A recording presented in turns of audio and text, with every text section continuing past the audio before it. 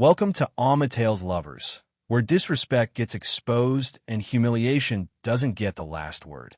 These are the stories of wives and girlfriends who try to shame their husbands and boyfriends in public, weaponize family and friends, and treat love like a power game, until the calm comeback rewrites everything. If you've ever been embarrassed, talked down to, or made to feel less than by the person who should protect you, this channel is for you. Subscribe and turn on notifications for raw, realistic humiliation stories with quiet receipts, cold consequences, and hard lessons. Because respect isn't optional. Let's get into it. She leaned across the table at her cousin's cookout in Prince George's County, kissed me on the cheek like I was a prop, then laughed loud and said, "Y'all, John really thinks I'm going to stay with him forever. He's cute." Everybody cracked up. Even her auntie covered her mouth, like it was the funniest thing she'd heard all summer. I smiled because that's what you do when you're trying not to bleed in public. My ears rang. My stomach sank. She didn't stop there. She raised her cup and added, "He's my little safety net." That was the cruelest part. She meant it. Here's how it happened. I'm John, black, born and raised in Baltimore, the kind of man who learned early that love looks like showing up. I believed in paying bills on time, keeping promises, and making sure the people you love don't feel the sharp edges of life. I thought if I did everything right, I'd build something that couldn't be knocked down. I didn't know you can do everything right and still get laughed at by the person who sleeps beside you. I didn't know devotion can turn you into someone else's plan. And I definitely didn't know paperwork could become my lifeline. When I met Kiana, it felt like the world softened around her. We were in Baltimore, outside a little carryout that sold chicken boxes that could fix a bad week. I was holding the door open, and she walked through like she owned the air. She teased me for being too polite, then smiled wide when I told her my mom raised me to treat people right. We ended up talking in the parking lot for nearly an hour, laughing about how everybody in the city acts like they're too busy to be kind. Before she left, she typed her number in my phone and said, "Don't be boring, John. Text me." Our early dates were simple and sweet. Movies at Harbor East, crab cakes we pretended we could afford, late-night drives with the heat blasting because my car's AC had quit like it was tired of life. Kiana used to rest her hand on my arm at stoplights like she was anchoring us. Once we got caught in a sudden rainstorm near the inner harbor and ran under an awning with a bunch of strangers. She laughed so hard she snorted, got embarrassed, and then laughed harder. I joked that her laugh had character, and she called me corny. I loved it. When we got married, it felt like joining teams. We had a small ceremony in D.C. Nothing fancy, just family, a photographer with a hustle, and a playlist that bounced between old-school R&B and go-go. Kiana cried during the vows, and I cried too, because I'm not made of stone. My uncle pulled me aside later and said, "Marriage is beautiful, but it's also business. Protect what you build." I laughed it off because I was in love and dumb about it. Kiana hugged me after and whispered, "We're going to be unstoppable." I believed her like gospel. We bought a house in D.C., and I threw myself into making a home. I worked the port in Baltimore double shifts when the money made sense, then drove down I-95 like a tired ghost. Kiana wanted certain things: nice furniture, a kitchen that looked like a Pinterest board, a car that didn't embarrass her. I didn't argue much. I was proud to provide.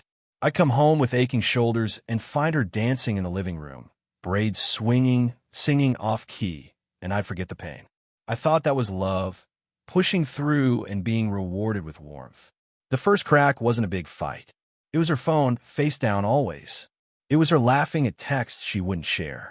It was her staying out later and later, brushing past me with perfume that didn't feel like date night perfume, more like I want strangers to notice me perfume. When I asked, she'd roll her eyes and say, "You doing too much." The funny thing is I wanted to be wrong. I wanted to be the paranoid husband, so I could apologize and buy flowers and go back to normal. But my gut stayed awake.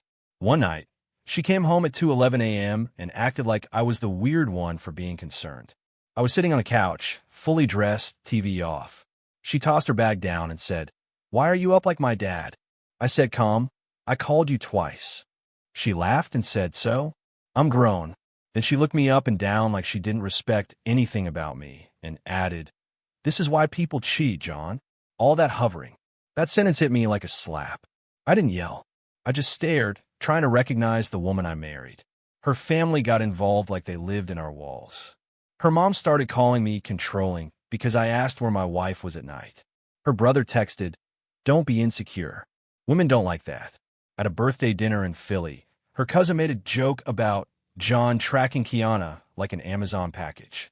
Everybody laughed, including Kiana, who leaned back and let them clown me like it was entertainment. I smiled again, my old habit, then went to the bathroom and sat on the closed toilet, hands shaking. It's a special kind of pain when you realize you're the punchline and nobody wants to stop the joke. I try to fix it the way men like me fix things. Effort. I planned date nights, cooked dinners, made playlists, bought little gifts. I even wrote her a note once and hid it in her purse. "I'm proud of you. I'm grateful for you. I choose you." She texted me later from somewhere and said, "Ah, cute." That was it. No warmth. No return. Just cute, like I was a kid showing her a drawing. When she did come home, she'd scroll through her phone while I talked, nodding at the wrong times. It felt like living with someone who had already moved out mentally. There were still flashes of the old us that messed with my head. Like the time we went to a little jazz spot in D.C., and she leaned into me, whispering jokes about the sax player sweating like he was running a marathon. I laughed so hard my eyes watered. Later, outside, she wrapped her arms around my waist and said, "You still make me feel safe." My heart lifted like a fool. I kissed her forehead and told myself I was overthinking everything. That's the trap. Toxic love doesn't stay ugly every second.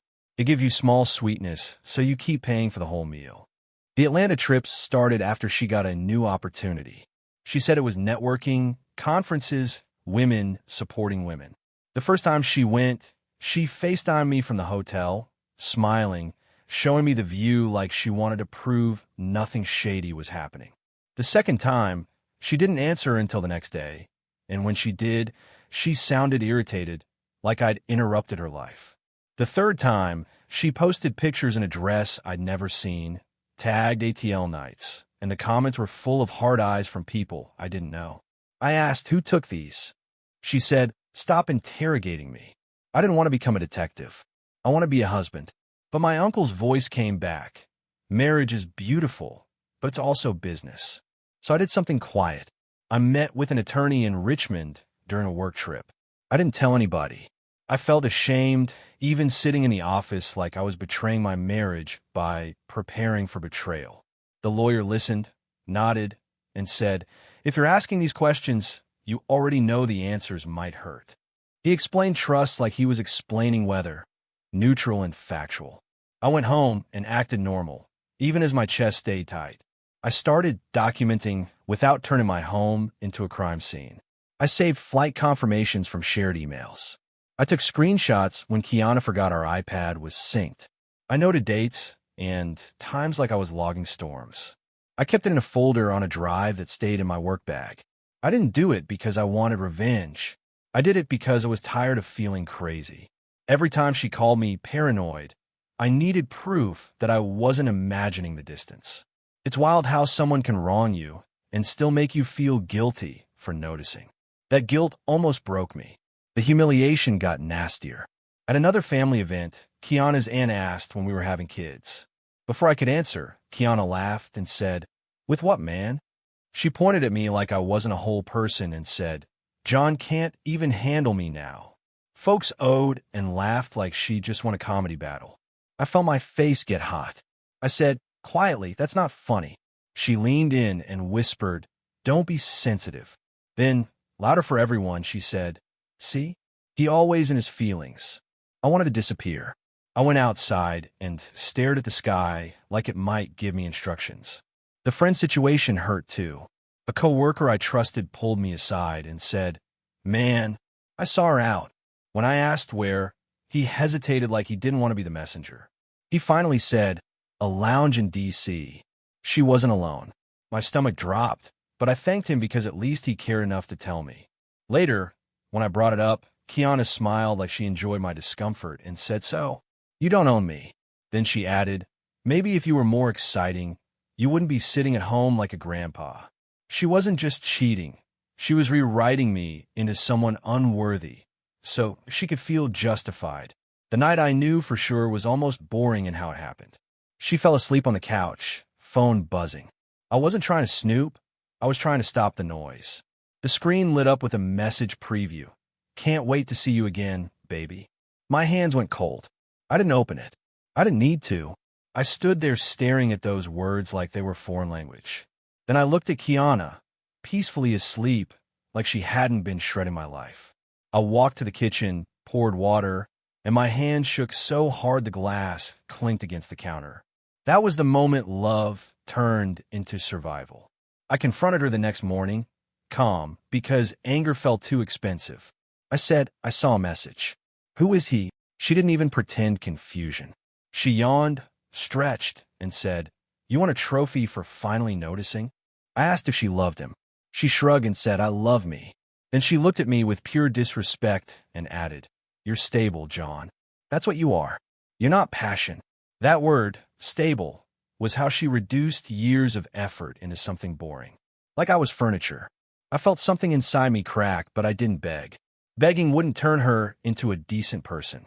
A week later, she told me she wanted a divorce like she was ordering food. No tears. No softness. She sat on our couch in D.C., legs crossed, and said, I'm not leaving broke. Half of everything. She pointed around the living room like she'd earned it with love instead of betrayal. She said, You built this while I was here. That means it's mine.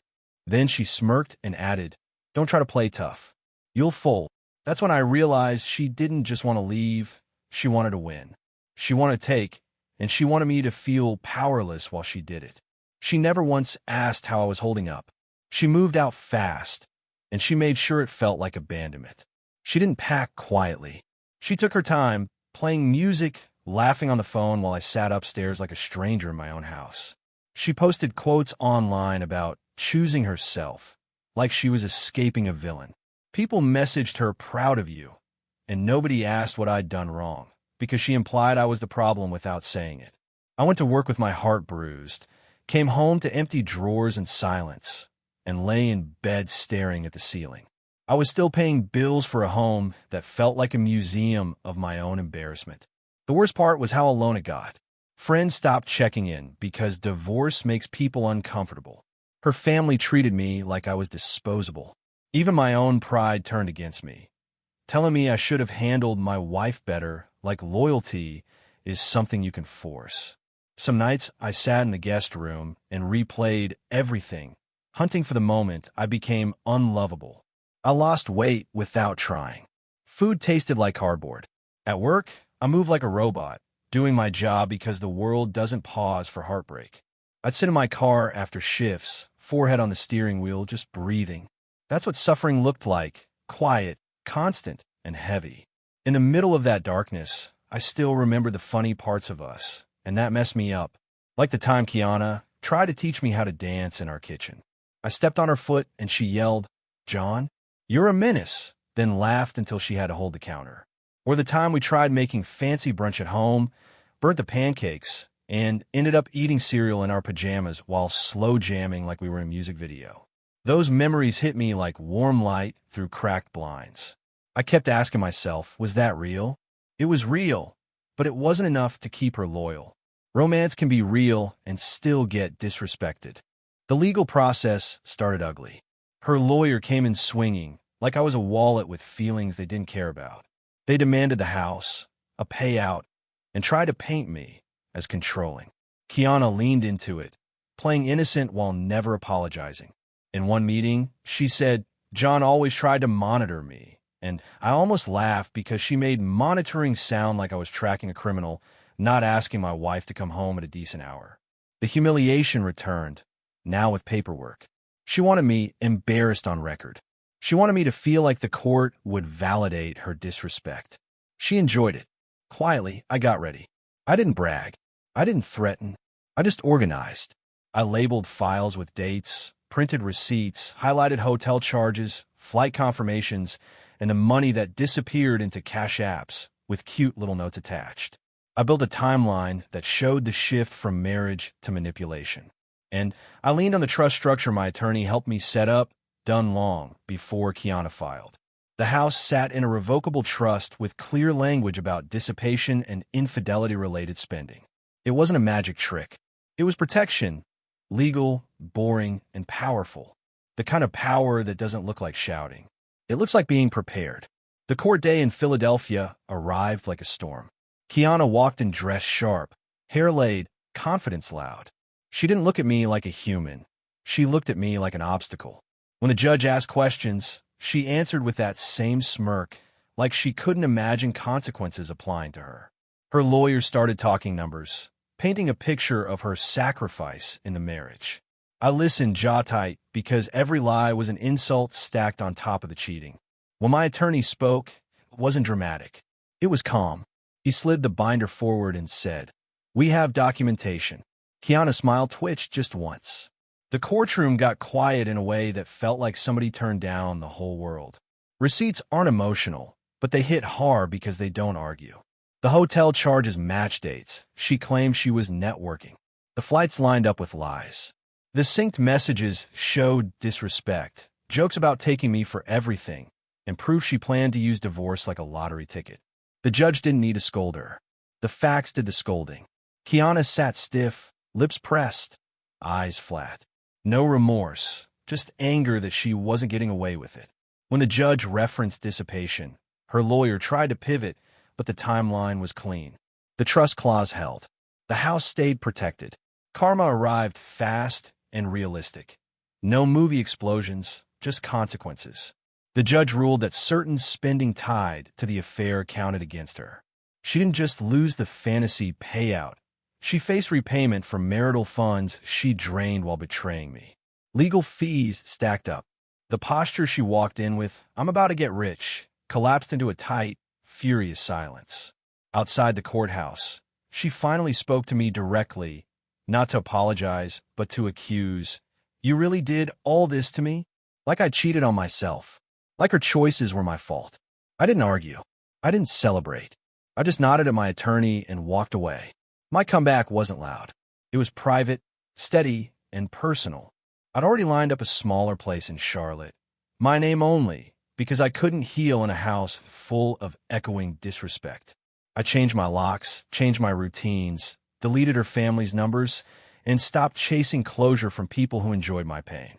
I kept working, stacked overtime, finished a certification I'd been putting off, and rebuilt my savings like I was rebuilding bone. Some nights, I laughed again, real laughter, when I realized peace feels lighter than proving you're enough. I started cooking for myself, blasting music, dancing badly in my own kitchen without anyone mocking me. That was my romance, learning to love my life again. Kiana never showed remorse, not once. Even when her situation tightened, she stayed bitter. The people who laughed at me didn't rush to save her. Her team got quiet when money wasn't flowing. She had to downsize, deal with repayment, and live with the fact that her plan didn't work. She tried to bait me into arguments, sent messages that were half insults, half demands, but I stopped responding. That silence wasn't weakness. It was discipline. I wasn't going to let her keep renting space in my head for free. She wanted a reaction. I gave her absence. And that, honestly, was the part that hit her hardest. The moral lesson came to me slowly, like sunrise after a long night. Love should never require you to accept humiliation as the entry fee. If your partner can shame you publicly and sleep peacefully afterward, they're not confused. They're comfortable hurting you. Protecting yourself doesn't make you cold. It makes you wise. Romance is beautiful, but respect is the foundation, and paperwork is part of grown-up love. I didn't win by ruining her. I won by refusing to be ruined. I kept my dignity, my stability, and my future quietly. And now, when I laugh, it's not to survive embarrassment. It's because I'm finally free enough to feel joy without fear. If you enjoyed the story, please like, comment, and share this video with your friends. Subscribe and turn on the notification bell so you never miss a powerful story drop.